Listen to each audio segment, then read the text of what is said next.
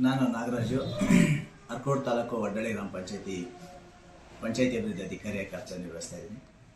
ಈ ದಿನ ಬೆಳಿಗ್ಗೆ ಸುಮಾರು 10:30 ಆ ಸಮಯಕ್ಕೆ ಅನಧಿಕೃತವಾಗಿ ಅಂದರೆ ಪರ್ಮಿಷನ್ ತಗೊಳ್ದಲೇ ಬಸ್ ಸ್ಟ್ಯಾಂಡ್ ಹತ್ರ ಸರ್ಕಲಲ್ಲಿ ಸಾರ್ವಜನಿಕರಿಗೆ ತೊಂದರೆ ಆಗೋ ರೀತಿ ಬ್ಯಾನರ್ಗಳನ್ನು ಹಾಕಲಾಗಿತ್ತು.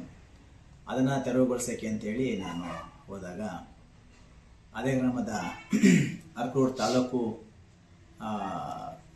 ಕಾಂಗ್ರೆಸ್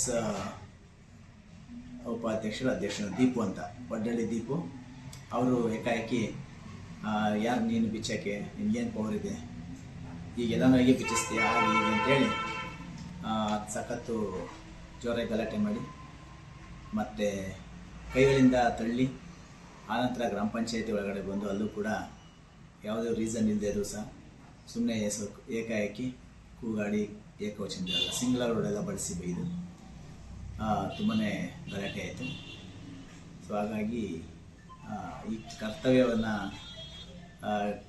ಕ್ರಮಬದ್ಧವಾಗಿ ನಿರ್ವಹಿಸೋಕ್ಕೂ ಸಹ ಸಾರ್ವಜನಿಕರಿಂದ ಸಮಸ್ಯೆ ಆಗ್ತಾಯಿದೆ ಅನ್ನೋದು ಇತ್ತೀಚೆಗೆ ಕಂಡು ಬರ್ತಾ ಇದೆ. ಜೊತೆಗೆ ಅರಿವಿನ ಕೊರತೆ ಅನ್ನೋದು ನಮ್ಮ ಸಾರ್ವಜನಿಕರಲ್ಲಿದೆ. ಹೀಗೆ ದೀಪು ಅವರು ನನ್ನ ಅನಿಸಿಕೆ ಪ್ರಕಾರ ಅವ್ರಿಗೆ ಇದರ ಅರಿವು ಇದ್ದಿದ್ರೆ ಖಂಡಿತ ಈ ಥರ ಮಾಡ್ತಿರ್ತಿಲ್ವೇನು.